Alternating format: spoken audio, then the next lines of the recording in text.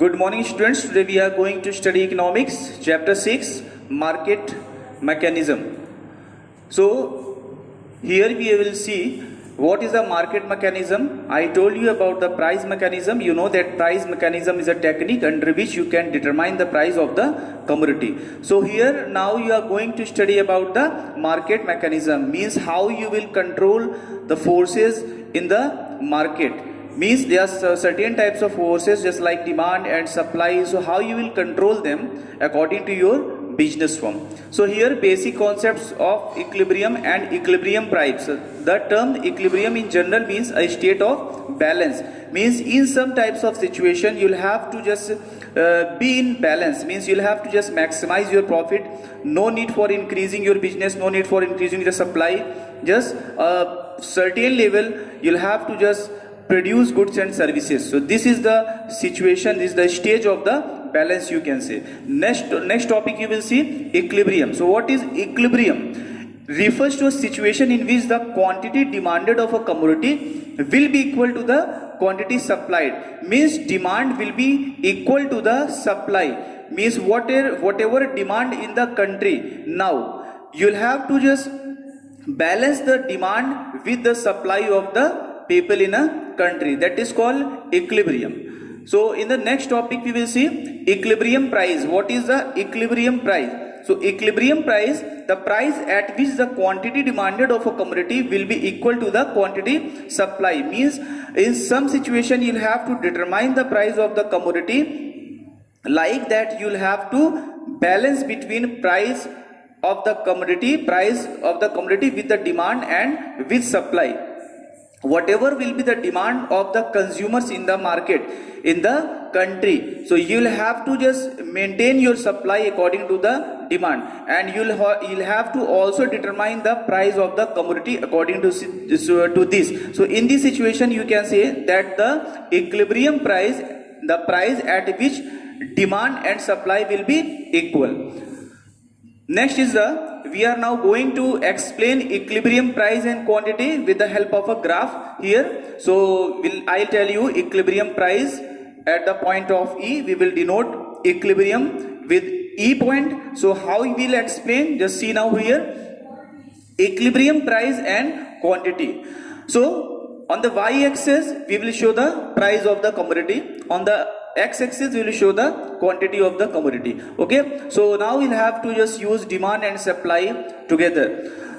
This is the initial price, P is the initial price, Q is the initial quantity. Firstly, I would like to tell you one thing also, that I told you that you'll have to suppose yourself that you are a businessman, you are a company's owner. In this situation you'll have to firstly understand that what is the demand of the consumer, and according to that thing you'll have to supply goods and services from your company. So here what you will do, you will see that what is the demand of the consumer, then you can increase the price, and according to the price you'll have to check out that is this equal to the supply or not. Means you are able to finding out equilibrium at this point or not. Okay, so now see, this is the initial price, this is the initial quantity. So at this price, demand and supply curve, dt is the demand curve and ss is the supply curve. So demand curve and supply curve, they intersect with each other over here. So this is called equilibrium, E for equilibrium. So this is the equilibrium point. Means a company's owner, he or she can means balance over here at this point for some time. But what happen if you will check that what will happen if you will increase the price of your commodity? So if you will increase the price of your commodity from P to P1, so what will happen? Now see, at this point, at this price, if you will straight a line here, so what will happen? The demand curve, it will touch at point A, and supply curve will be touch at point B. So what will happen? This is the initial demand P and E, and now this is the new demand, means P1 to A. So here you can see that when you will increase the price of your commodity, in this situation the demand of the consumer will be decreased. In this situation what will happen? Supply will be increased. Whatever you will produce your company, it will be surplus.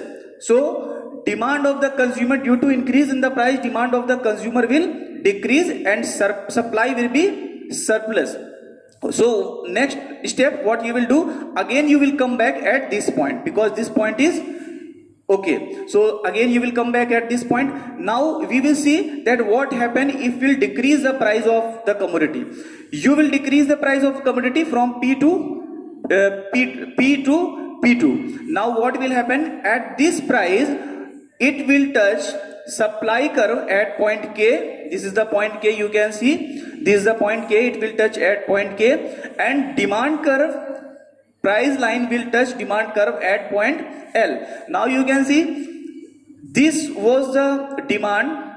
Now what will happen, that here you can see that supply is more than demand here, means supply is less than demand here, sorry. So here supply will be less and demand will be greater than supply. So means to say that when you will decrease the price of your commodity, in this situation people will demand for more goods and services. So in this condition what will happen, that demand of the commodity, demand of the consumer will increase and your supply will be decreased, means at very less price everybody will start to demand your product. So it will also not good situation. So again you will go back at point P. So this will be the equilibrium point, means you will stable at point E, means initial price only this price you will keep and this quantity you will keep, and maybe that in some critical situation you will just maintain your supply and your production according to this point. So this was the equilibrium price and equilibrium quantity and equilibrium demand. Next topic is simultaneous changes. So here we are going to study about simultaneous changes. Simultaneous means supply and demand increase or decrease together. So in order to simplify our analysis, we have discussed so far effects of change either in demand alone or in supply. Means you have studied about demand or you have studied about supply. But here what we will see demand and supply both will increase together or both will decrease together. Okay, so let's see now. There are three situations. There are three types of situation if we are talking about simultaneous changes. So there are three types of situation. First situation, when equilibrium price remains same, means when price will be same and what will happen, demand and supply in same direction, means there will be same price and demand and supply they will move in same direction. So what will happen, this is the initial price, this is the initial quantity. So because they are saying in first point that price will be same, so at same point what will happen, at point E, this is the demand curve, this is the supply curve, this is the equilibrium point at this quantity, but you will have to means maintain same price and then you will have to increase the supply of your commodity. So what will happen, due to some reasons, due to some factors, demand of the consumer will shift. So new demand curve will be here D1. So according to this, supply will also shift. So new supply curve will be S1. So new equilibrium point will be E1. At this point you will start your production. Means you will have to see that at which point you are getting equilibrium, you will have to start your production at that point. In next point we will see when equilibrium price rises, means when equilibrium price rises. In first point there was no movement in the price, but here when equilibrium price rises, so what will happen, when demand is greater than increase in supply, means when in this situation what will happen, the demand will be greater than supply and equilibrium price will also rise. So let's see the diagram now. Effects of simultaneous increase in demand and supply. So you can see here that price is rising. So this is the initial price, P is the initial price, at this Q is the initial quantity, and this is the equilibrium where demand curve and supply curve they are intersecting with each other. So this is the equilibrium point. Now what will happen, that if price will increase, price will rise to P1. So what will happen at this price, the demand will be this D1. According to this, supply curve also shift and new supply curve will be S1. and this point E1 point, new quantity will be Q1. But you can see here that demand is more than supply. So you'll have to just make this graph according to this. You'll have to see the gap between supply and demand. You'll have to prove that demand is more than supply here. Okay. So in next point, now see third point, when equilibrium price falls, when price will decrease, when increase in demand is smaller than increase in supply. Here means supply will be greater than demand. Demand is smaller and supply will be greater and price will fall. So let's see the diagram. Price will fall now. This is the equilibrium price. You can see that this is the initial price. Only P is written here. This is the initial price. Initial price, and this is the initial quantity. Okay. And this is the equilibrium where demand D curve and S curve will intersect. It will be E, means to say that equilibrium. Now if price will fall, if price will fall to P1, so what will happen? At this price, new equilibrium, we can find that this will be new supply curve S1, and according to this demand will also shift. So D1 will be new demand curve and E1 will be new equilibrium point at which we will supply this production. Q1 quantity we will supply. Here you can see that when price is decreasing, so according to this new equilibrium we are finding out where demand and supply curve intersecting, but there is a supply is greater than demand. So you'll have to see the gap between supply and demand. You'll have to prove that supply is greater than demand here. Okay. Next topic, minimum price legislation or floor price. So dear students, I told you already about price ceiling and floor price. I told you. So price ceiling, you know, I have also given you example of the price ceiling, but now we are talking about floor price. Floor price means to say that sometimes the government may legally fix the minimum price at which the sellers may sell a particular goods or service. Means sometimes what happened, government fix the price of some product or some service at which price only you can sell your product or you can give your services only, not less than that price. Now you would be thinking that how it is possible that government is saying that not less than this price you will sell or give your services, but in fact government is always saying that you will not sell your product more than this price. So I would like to give you example about labor market.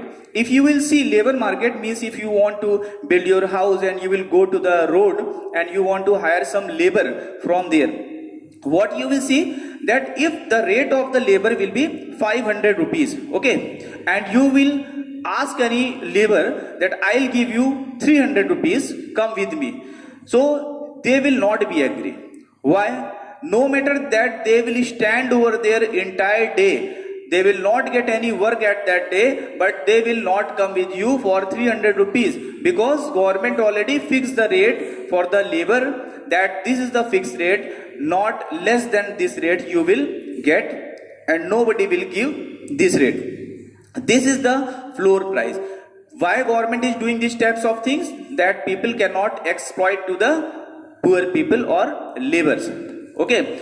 Now see price ceiling. Now we are talking about price ceiling. Already I told you here in some situation like nowadays in lockdown the government fixed the maximum price in order freeze the price of particular commodities. You have seen one thing very good in this lockdown period, that there was no rise in the price of some foods items for the poor people.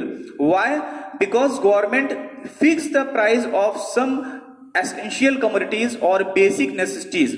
That is why there was no rise in the price in this lockdown. So government used the policy of the price ceiling. So in these types of situation, sometimes government imposed curfew. So government also used price ceiling in that situation. So this is the price ceiling. Means government is freezing the price of certain types of commodity in some types of situations. So my dear students, that was the today's topic. You'll have to see it at your home and you'll have to learn and you'll have to write it in your copy. Thank you very much.